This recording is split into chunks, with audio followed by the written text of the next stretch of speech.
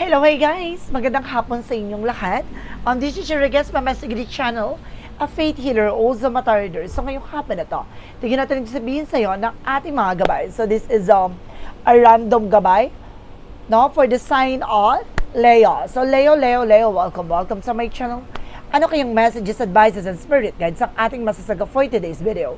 Kanino kayang energy or kaganapan sa buhay ng mga Leo signs ang ating mga gilap? So guys, this reading is a general reading lamang, hindi lahat makaka-resonate. Kunin lamang po makaka-relate sa inyo and comment down below kung kaninong energy ang ating nasagap. And of course, don't forget to like and subscribe my channel. And hit the bell for more videos updates. Maraming salamat po sa mga walang sawang pag-support sa aking channel. Lalong-lalo na ang hindi nag-iisip ng adsaway pagpalain kayo ng Diyos at may kapal, siksik, liglig, nag-uumapaw na biyayang manang balig sa inyo. So let's see guys, what is the messages, advice sa ng ating angel spirit for the sign of Leo. So let's see and watch this. Ano kaya kaganapan sa buhay ng mga Leo signs ang ating mga gilap? So guys, tuklasin at bubulabogin natin angel spirit. Please give me information po. Ano kayang gusto sabihin sa ng ating mga gabay guys? Umpisa natin ang random gabay. Ito na.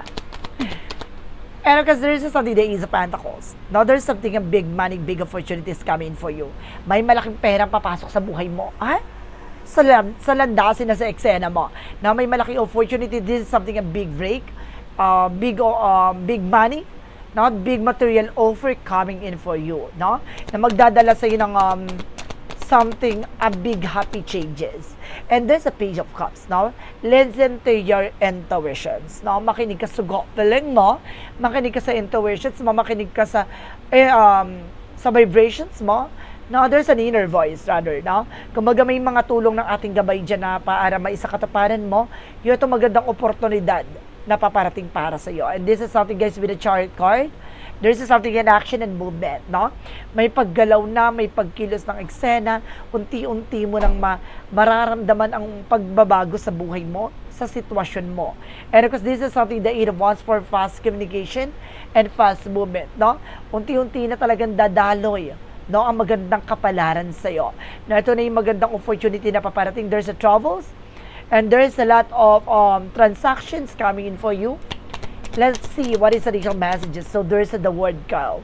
The word card represents something trouble, success, no, success, accomplishment, no, and there's a victory coming in for you. Na mari maging patagumpay ka. There's a lot of an opportunity international. Ay, no, marami ka pang maraming oportunidad pagdating sa ibang bansa. Pasabog ka dyan. And because this is something guys with a Seven of Cups, no? There's a lot of opportunities coming in for you at maraming oportunidad pang papasok. No? Marami pang darating na biyaya. What is an Ace of Pentacles? The Ace of Pentacles represents the Ace of Cups. So, wow. No, hindi lang siya offer for finances, for material offer. And of course, there is something an offer pagdating sa love and then love and of course happiness, no? Magiging masaya at magiging maligaya ka na this time. What is the Page of Cups to represent what? Some of you may bagong pag-ibig. If you are being single, there's a new love coming in for you. If you are being taken, maaaring ibalik ang kilig at ang inyong pag-iibigan at pagsasamahan ng person mo. Now, if you are getting something, getting to know each other or being kumbaga dating, no? Kumbaga darating tong tao na to na maaaring kumbaga magdala sa iyo ng inspiration, no? Maaaring nakikilala mo na yung buong pagkatao niya ngayon, no? Kumbaga kinikilala mo na at kinikilatis mo na. There's a Page of Cups because the Ten of Cups represents something happiness. Magiging masaya at magiging maligaya ka talaga. No, iba talaga yung kutob at kaba mo dito, no? Talagang iba yung nabibigay na saya niya sa'yo. What is the Chariot card? Represent what? The Chariot card represents with the Knight of Swords. There's a success driven na magtatagumpay ka talaga, no? Parating talaga tong tagumpay na to, nararamdaman ko, no? Talagang, kumbaga, maano siya, matutuloy-tuloy mo na talaga yung magagandang opportunities sa'yo. Let's see what is the Eight of Wands. The Eight of Wands represents with the Two of Wands by choices. Napili mo yung mga bagay na makakatulong lang sa'yo. No? Kaya ngayon maging ano ka na, no? Maging parang pihi ka, no, sa mga oportunidad, kailangan mo muna pag-isipan. No, hindi ka pwedeng ura-urada, hindi ka pwedeng bira-birada, gano'n. Kailangan pag-iisipan mo mabuti yung bawat kilos at galaw mo. And there's the word Carl, represent with, there's a 6 of Swords with the transition, na makakalis at makakalaya ka na sa hindi magandang sitwasyon. What is the 7 of Cups, represent what? There's the Moon card for a truth reveal, no, talagang ibabahagi at papakita sa iyo mga bagay na dapat mong malaman, dapat mong maunawaan, no, sa likod ng mga pinagdadaanan mo, no, maraming oportunidad pang papasok sa buhay mo, maaaring magbukas ng bagong pintuan para sa iyo. So let's see what is the Ace of Pentacles and the Ace of Cups. Represent tayo dito with the Full card. So there's something, a leap of faith, no, parang susubukan na pananampalataya at tiwala mo dito na magkakaroon ka talaga ng bagong simula, no, at panibagong pag-asa, no. So let's see what is the Page of Cups because the 10 of Cups. Represent with temperance. So this is something patient. No, kailangan mo habaan ng pasensya mo, maging kalmado, huwag kang padalos-dalos sa mga desisyon, no, sa lahat ng actions. Let's see what is the Chariot card because the Knight of Swords. Represent with the Ace of Wands. So this is something, a new project, new plans, and this is something, guys, with a new beginning talaga. No, magkakaroon ka ng mga bagong ideas, no, at bagong plano. Let's see, what is an 8 of Wands because the 2 of Wands. So represent what? Represent with the 10 of Wands. Now, there's something burden na maaaring may mga obligasyon, responsibilidad ka ditong maaaring nakasalang-alang, no? Kaya kailangan mong pipiliin yung mga bagay lamang na nakakatulong at yung mga bagay na na-appreciate yung mga bagay na ginagawa mo, no? May mga matatanggap kang phone call messages, no? May hihingi ng tulong, no? May mga mangungutang lalapit sa'yo, no? Piliin mo lang yung mga taong kumbaga kayang ibalik yung yung tiwala mo. So let's see what is the word card.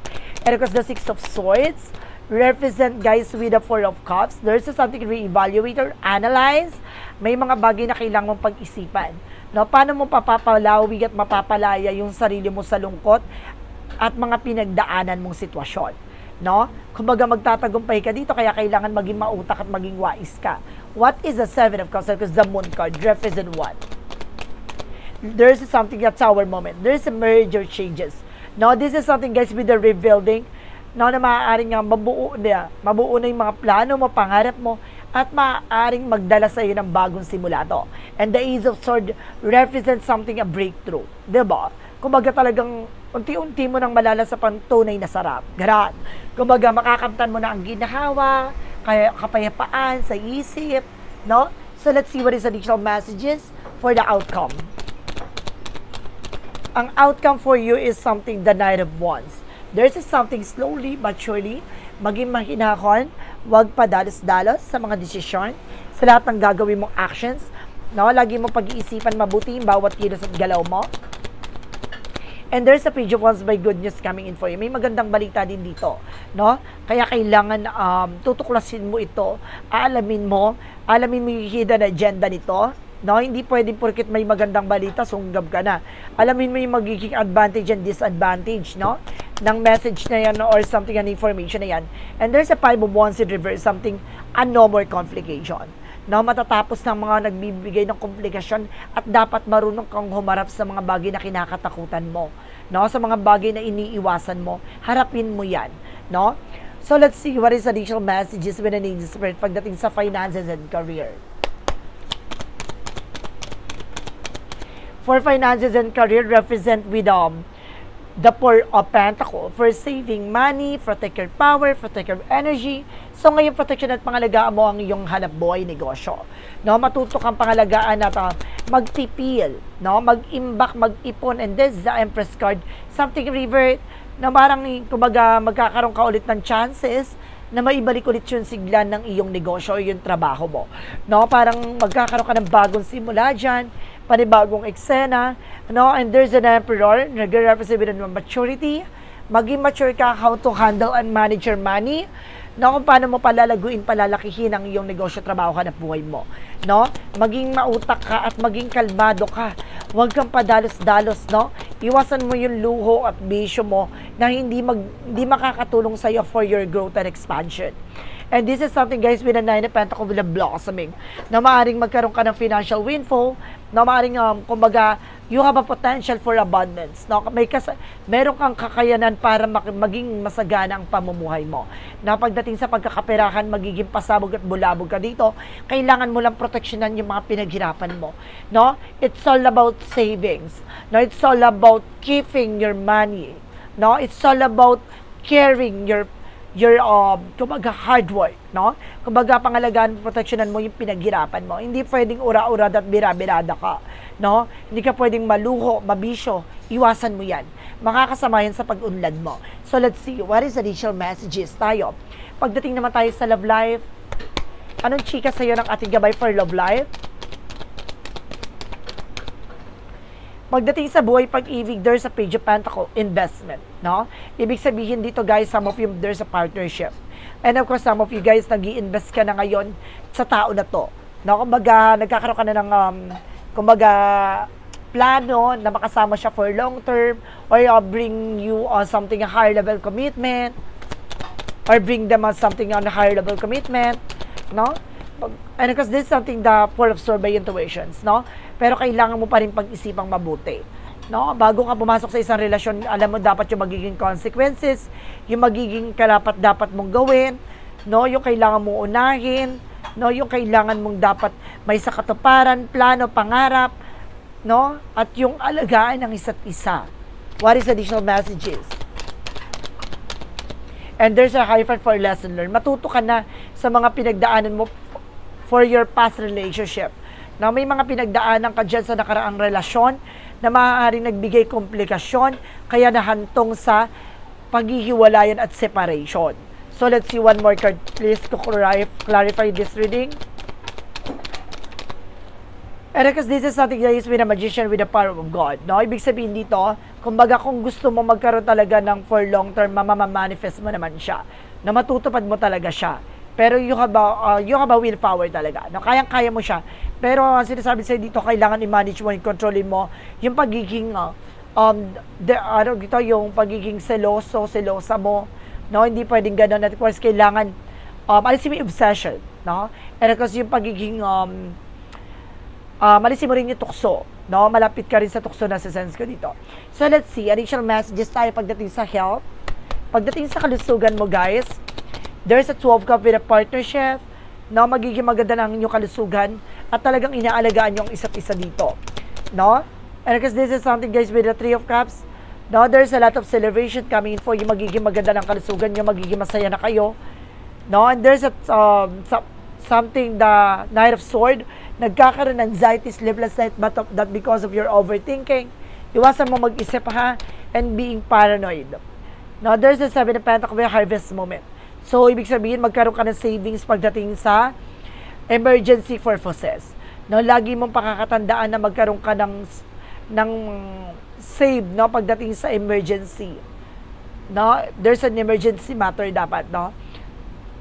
So, let's see what is an outcome for all areas of your life, no. Ano yung pinaka-mensahe sa lahat dito? And there's a 10 of swords, no. There's a defeat for sabotage, no. Kumbaga sinasabi dito, tatapusin na yung mga taong nagsasabotahe sa'yo or mag-iingat ka sa mga taong sumasabotahe sa'yo. There's an 8 of Pentacles represent something about sa trabaho. Especially sa trabaho yan. Maraming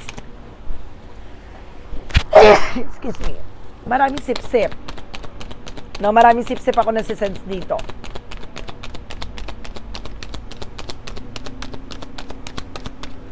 Maraming sip-sip. Let's see one more card to clarify. And there's a Knight of Wands, no? Magtiyaga ka lang dyan, no? Sa trabaho, negosyo, hanap buhay mo. There's a 10 of Pentacles, magdadala sa'yo for long term. Magiging masagar at magiging maganda ang pamumuhay mo dito. Mag-savings ka, no? Kung nagtatrabaho ka, mag-ipon, tapos mag-invest ka, no? Mag-negosyo ka, pag nakaipon ka na, ganun lang gawin mo. No? Iwasan mo munang umalis dyan sa trabaho mo na wala kang hinahawakan sa labi. Mahihirapan ka. So, guys, this is a part, this is a reading, no, for your random gabay for the sign of for the sign of Leo. So this is a random message for the sign of Leo. So we have an extended reading dito, no? Kung gusto niyo mapanood ang extended reading dito with the messages, no? This is something advices with an angel spirit. And of course, we have also here with the what lies beneath the surface, no? Yung mga bagay na nakatago sa buhay mo, no? Yung mga bagay na magbibigay liwanag dito sa buhay na tatahakin mo, andito din. Yung mga bagay na mangyayari sa hinaharap mo, nandito din. And of course, there's something clarifying love situation. Nasa extended reading natin diyan. And of course, we have also with a pick a card question with a 1, 2, 3. Pumili kayo ng card doon kung ano gusto nyo. Nandun din ang mensahe with a yes or no, no? Kung nandun tayo sa extended reading. Kung gusto nyo mapanood ang extended reading natin, guys, nandyan sa link for description box ng part 1, no? Nandito tayo, guys, after ditong reading na to. Kung gusto nyo mapanood na sa description box, panoorin nyo yung extended reading nito. Maraming salamat, guys, and see you in the next video. Bye-bye and babush!